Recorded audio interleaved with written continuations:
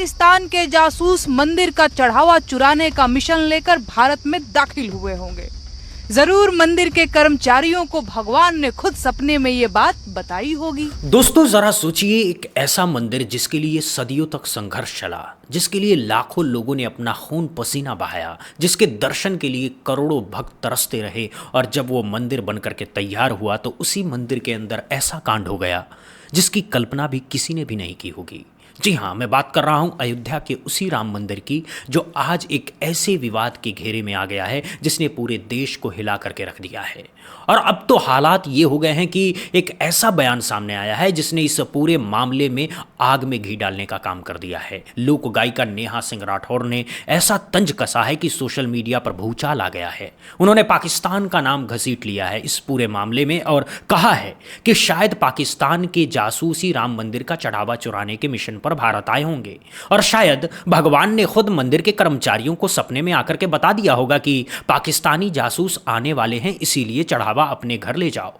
ये तंज इतना तीखा है कि सरकार से लेकर के मंदिर ट्रस्ट तक हर कोई सन्न रह गया है। लेकिन सवाल ये उठता है कि आखिर ऐसा क्या हुआ है इस मंदिर में जो एक लोक गायिका को इतना बड़ा बयान देना पड़ा? क्या वाकई में राम मंदिर के चढ़ावे में करोड़ों रुपए की हेराफेरी हुई है? क्या मंदिर के सीसीटीवी कैमरे जानबूझ करके बंद किए गए थे? और सबसे बड़ा सवाल ये है, क्या इस पूरे मामले में बड़े बड़े नाम फंसने वाले हैं? नमस्कार, आप देख रहे हैं बुद्धा इंस्पायर्ड, और आज तक की इस खबर में आपको वो हर एक बात बताऊंगा जो अब तक किसी ने आपको नहीं बताई होगी। बने रहिए हमारे साथ, क्योंकि जो खुलासे आज होने वाले हैं वो सुनकर के आप दंग रह जाएंगे। सबसे पहले बात करते हैं उस ताजा अपडेट की जो अभी अभी सामने आई है। एसआईटी की टीम कल राम मंदिर परिसर में जांच के लिए पहुंची, और सूत्रों के मुताबिक एसआईटी के सदस्य गेट नंबर 11 के रास्ते से मंदिर परिसर में दाखिल हुए।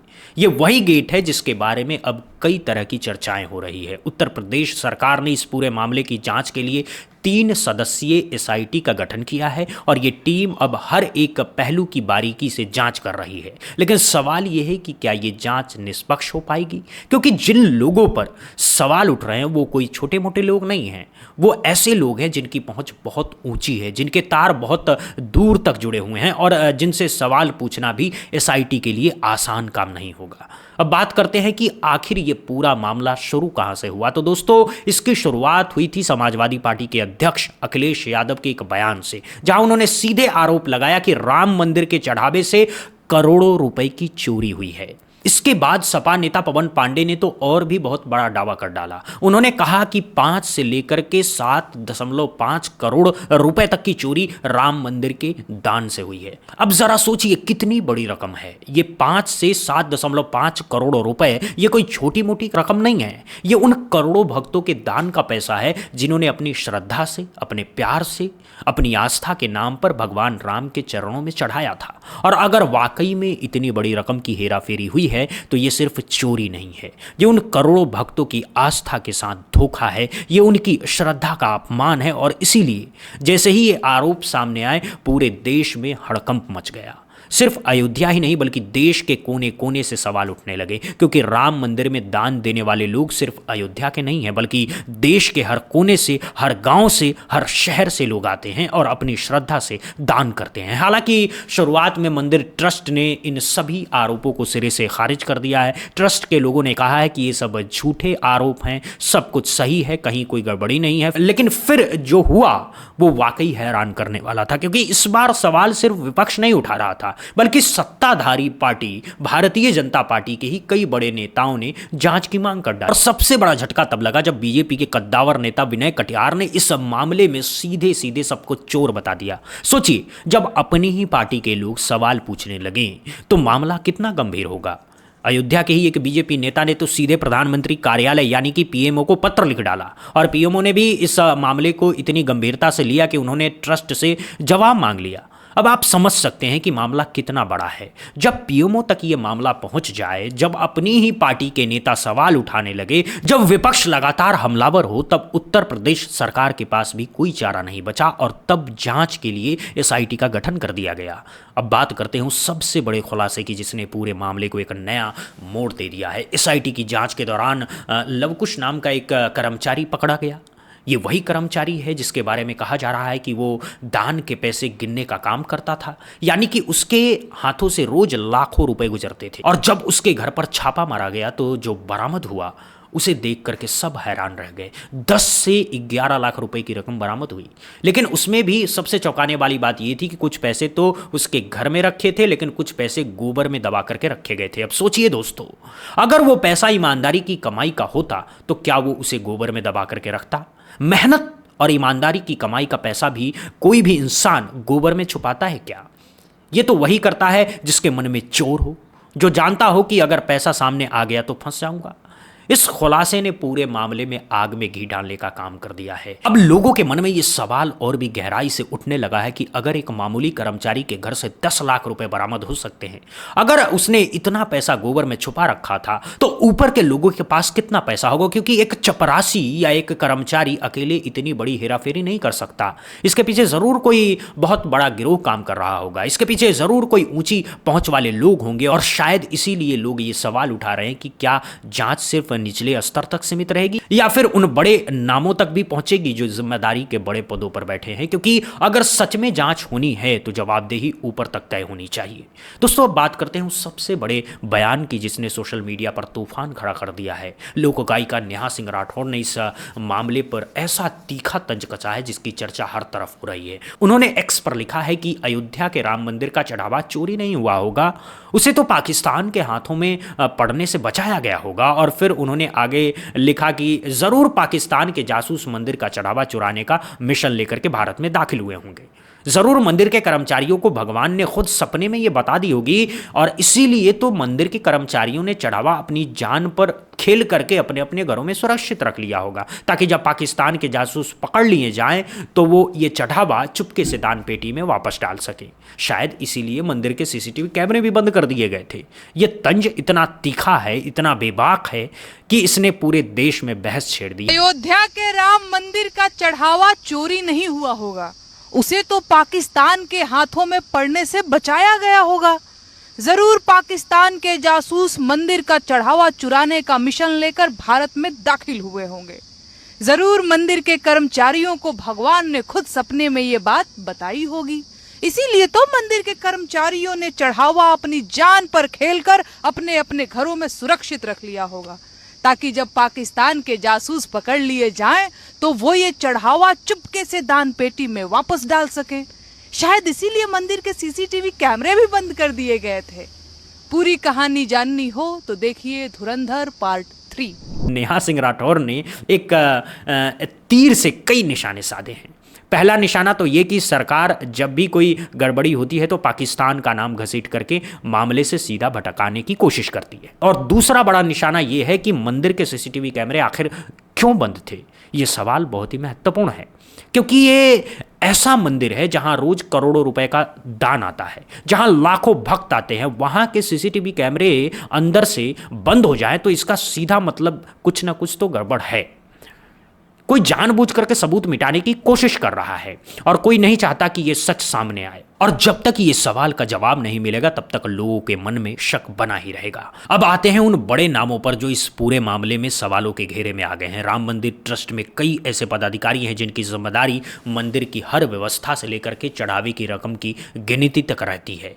इनमें चंपत राय का नाम भी सबसे ऊपर है। इसके अलावा अनिल मिश्रा और गोपाल राव जैसे कई बड़े नाम भी इस ट्रस्ट का हिस्सा हैं। अब सवाल ये उठता है कि जब इतने बड़े बड़े लोग जिम्मेदारी पर बैठे हैं तो उनकी नाक के नीचे इतनी बड़ी हेराफेरी कैसे हो गई?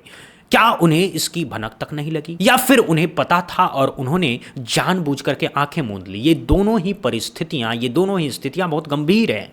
अगर उन्हें पता नहीं था तो ये उनकी बहुत बड़ी लापरवाही है, और अगर उन्हें ये पता था तो ये उनकी मिली भगत है। दोनों ही सूरतों में जवाबदेही तो उन्हीं की बनती है। लेकिन सबसे हैरान करने वाली बात यह है कि घटना के उजागर होने के बाद से अधिकतर पदाधिकारी पूरी तरह खामोश हैं।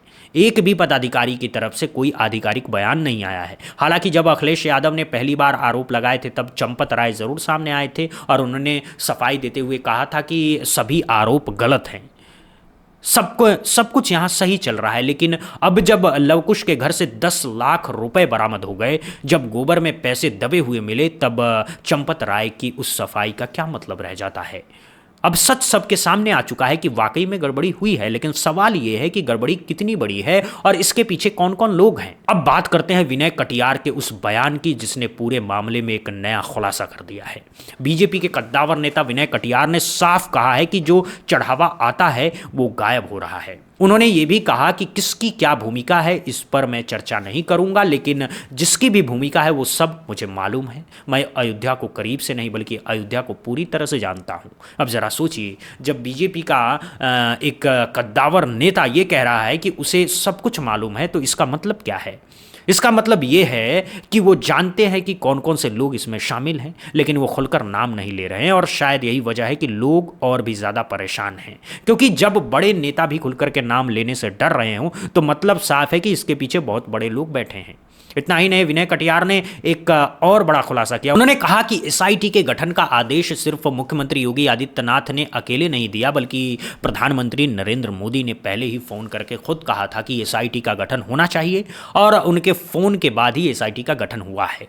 अब ये बयान बहुत बड़ा है, क्योंकि अगर वाकई में प्रधानमंत्री मोदी ने खुद फोन करके एसआईटी के गठन का आदेश दिया तो इसका मतलब है कि मामला उनके स्तर तक भी पहुंच गया है और उन्होंने भी इसे गंभीरता से लिया है। अब सवाल ये उठता है कि क्या एसआईटी इन सब बड़े नामों तक पहुंच पाएगी? क्या एसआईटी निष्पक्ष जांच कर पाएगी? क्योंकि जिन लोगों पर सवाल हैं वो बहुत पावरफुल लोग हैं, उनकी पहुंच बहुत ऊंची है और उनसे सवाल जवाब करना इतना आसान नहीं होगा। इसके अलावा जिन लोगों पर सीधे आरोप हैं वो भी कहीं ना कहीं किसी पदाधिकारी या उनके करीबी लोगों से जुड़े हुए हैं, यानी कि ये एक ऐसा जाल है जो ऊपर से लेकर के नीचे तक फैला हुआ है और इस जाल को तोड़ना एसआईटी के लिए बहुत बड़ी चुनौती है। अब बात करते हैं उस पहले विवाद की जो राम मंदिर निर्माण के बाद सामने आया था, यानी कि जमीन खरीद का मामला। उस वक्त भी कई गंभीर आरोप लगे थे कि मंदिर की जमीन खरीदने में बड़े पैमाने पर हेराफेरी हुई है। ट्रस्ट के लोगों पर आरोप लगे थे कि उन्होंने सस्ती जमीन को महंगे दामों में खरीदा और बीच का पैसा अपनी जेब में डाल लिया। उस वक्त भी मामला बहुत गरमाया हुआ था, लेकिन धीरे धीरे वो मामला ठंडा हो गया। अब फिर से एक नया विवाद सामने आ गया और इस बार तो मामला और भी ज्यादा संगीन है, क्योंकि अब बात सीधे सीधे चोरी की हो रही है। अब बात उन भक्तों के पैसों की हो रही है जो उन्होंने भगवान राम के चरणों में चढ़ाए थे। तो आते हैं उस सबसे बड़े सवाल पर जो हर भक्त के मन में घूम रहा है, आखिर क्या मंदिर जो आस्था का सबसे बड़ा केंद्र है, जहां करोड़ों लोग अपनी श्रद्धा लेकर के आते हैं, वहां ऐसी गड़बड़ी कैसे हो सकती है? क्या भगवान के नाम पर भी लोग इतनी बड़ी हेराफेरी कर सकते हैं? और अगर हां, तो फिर हमारे समाज की क्या स्थिति हो गई है? ये सिर्फ एक मंदिर की चोरी का मामला नहीं है, ये हमारे पूरे समाज पर एक बहुत बड़ा सवाल है। ये उस सिस्टम पर बहुत बड़ा सवाल है जो भगवान के नाम पर भी ईमानदारी नहीं रख सकता। और शायद इसीलिए नेहा सिंह राठौड़ ने इतना तीखा तंज कसा है, क्योंकि जब बात इतनी बड़ी हो जाए, जब आस्था के साथ इतना बड़ा खिलवाड़ हो जाए, तब चुप रहना भी एक तरह का अपराध बन जाता है। और इसीलिए वो खुल करके बोल रही हैं, इसीलिए वो सरकार से सवाल पूछ रही है, इसीलिए वो उन सीसीटीवी कैमरों के बंद होने पर सवाल उठा रही हैं। फिलहाल जांच चल रही है, एसआईटी अपना काम कर रही है और देखना यह है कि आने वाले दिनों में क्या क्या खुलासे होते हैं, क्या और भी बड़े नाम सामने आते हैं, क्या और भी बड़ी रकम बरामद होती है, और सबसे बड़ी बात यह कि क्या वाकई में दोषियों को सजा मिलती है या फिर एक बार फिर से बड़े लोग बच निकलते हैं और सिर्फ छोटे कर्मचारी ही फंसते हैं। ये सवाल बहुत महत्वपूर्ण है, क्योंकि अक्सर ऐसा देखा गया है कि बड़े मामलों में बड़े लोग बच जाते हैं और छोटे लोग पर ही गाज गिरती है। अगर इस बार भी ऐसा हुआ तो ये जनता के साथ एक और धोखा होगा, ये उनके भरोसे के साथ एक और खिलवाड़ होगा। अब बात करते हैं इस पूरे विवाद के राजनीतिक असर की, क्योंकि ये सिर्फ एक चोरी का मामला नहीं है, ये एक बहुत बड़ा राजनीतिक मुद्दा बन चुका है। विपक्ष लगातार सरकार पर हमलावर है, अखिलेश यादव से लेकर के पवन पांडे तक हर कोई सरकार से सवाल पूछ रहा है, और दूसरी तरफ खुद बीजेपी के अंदर भी एक तरह की कलह दिख रही है, क्योंकि उनकी ही पार्टी के नेता विनय कटियार जैसे लोग खुले मंच से सवाल उठा रहे हैं। अयोध्या के बीजेपी नेता तक पीएमओ को पत्र लिख रहे हैं, यानी कि पार्टी के अंदर ही दो खेमे बट गए हैं। एक खेमा वो है जो ट्रस्ट के पदाधिकारियों को बचाने की कोशिश कर रहा है, और दूसरा खेमा वो है जो निष्पक्ष जांच की मांग कर रहा है। और इस अंदरूनी कलह का असर आने वाले चुनावों पर भी पड़ सकता है, क्योंकि राम मंदिर बीजेपी के लिए सबसे बड़ा राजनीतिक मुद्दा रहा है और अगर उसी मंदिर में इतनी बड़ी गड़बड़ी का खुलासा होता है तो ये बीजेपी के लिए बहुत बड़ा झटका साबित हो सकता है। अब फैसला आप पर है दोस्तों, आप क्या सोचते हैं? क्या वाकई में राम मंदिर में इतनी बड़ी हेराफेरी हुई है? क्या एसआईटी की जांच निष्पक्ष होगी? क्या बड़े नाम बेनकाब होंगे? क्या नेहा सिंह राठौर का तंज सही है कि सरकार पाकिस्तान का नाम लेकर के मामले से ध्यान भटकाने की कोशिश करती है? और सबसे बड़ा सवाल यह है कि मंदिर के सीसीटीवी कैमरे आखिर क्यों बंद थे? ये सब सवाल बहुत महत्वपूर्ण हैं और इन सब के जवाब मिलने चाहिए, क्योंकि बात करोड़ों भक्तों की आस्था की है, बात उनकी श्रद्धा की है, बात उनके भरोसे की है और जब बात इतनी बड़ी हो तो सवाल का जवाब मिलना ही चाहिए। हम आपको इस मामले की हर अपडेट देते रहेंगे। जैसे ही एसआईटी की जांच में कोई नया खुलासा होता है, जैसे ही कोई बड़ा नाम सामने आता है, हम सबसे पहले आप तक पहुंचाएंगे। इसीलिए हमारे चैनल को सब्सक्राइब करना मत भूलिएगा, बेल आइकन ज़रूर दबाइए ताकि हर बड़ी खबर सबसे पहले आप तक पहुंचे। और अगर ये वीडियो आपको पसंद आया हो, अगर आपको लगता है कि ये सच्चाई हर किसी तक पहुँचनी चाहिए तो लाइक करना मत भूलिएगा, अपने दोस्तों और परिजनों के साथ शेयर भी कीजिएगा, क्योंकि सच्चाई जितनी फैलेगी झूठ का पर्दा उतनी ही जल्दी गिरेगा। अब एक बार फिर से बात करते हैं उस पूरे मामले की। एक तरफ है ट्रस्ट जो दावा कर रहा है कि सब कुछ ठीक है, दूसरी तरफ है वो आरोप जो सपा से लेकर के बीजेपी के अंदर तक हर कोई लगा रहा है। बीच में है एसआईटी जो जांच कर रही है और सबसे नीचे है वो आम भक्त जिसने अपनी मेहनत की कमाई से दान किया था और अब पूछ रहा है कि उसके पैसे का क्या हुआ। ये वही आम भक्त है जो दूर दूर से अयोध्या आता है, घंटों लाइन में खड़ा होता है और जब उसका नंबर आता है तो वो श्रद्धा से अपनी जेब से जो भी हो सके दान करता है। कोई 10 रुपए देता है, कोई 100 रुपए देता है, कोई 1000 रुपए देता है और जब इस सारे पैसे को मिला करके करोड़ों रुपए बनते हैं तो उसमें से अगर 5 से 7 करोड़ रुपए गायब हो जाएं तो ये उन सबकी श्रद्धा के साथ कितना बड़ा धोखा है, इसका अंदाजा शायद हम लगा भी नहीं सकते। इसीलिए ज़रूरी है कि मामले में पूरी सख्ती से जांच हो और जो भी दोषी हो उसे चाहे वो कितना भी बड़ा क्यों ना हो सजा मिले और सबसे ज़रूरी है कि भविष्य में ऐसा कुछ ना हो, इसका पुख्ता व्यवस्था की जाए, क्योंकि राम मंदिर सिर्फ एक मंदिर नहीं है, ये करोड़ों लोगों की आस्था है और इस आस्था के साथ खिलवाड़ करने का हक किसी को भी नहीं है। बस इसी के साथ हम विदा लेते हैं इस खबर से, लेकिन हम जल्द ही वापस आएंगे और भी बहुत बड़े खुलासे के साथ। तब तक के लिए हमारे साथ बने रहिए। बुद्धा इंस्पायर्ड पर भरोसा बनाए रखिए, क्योंकि हम वो सच दिखाते हैं जो दूसरे दिखाने से कतराते हैं।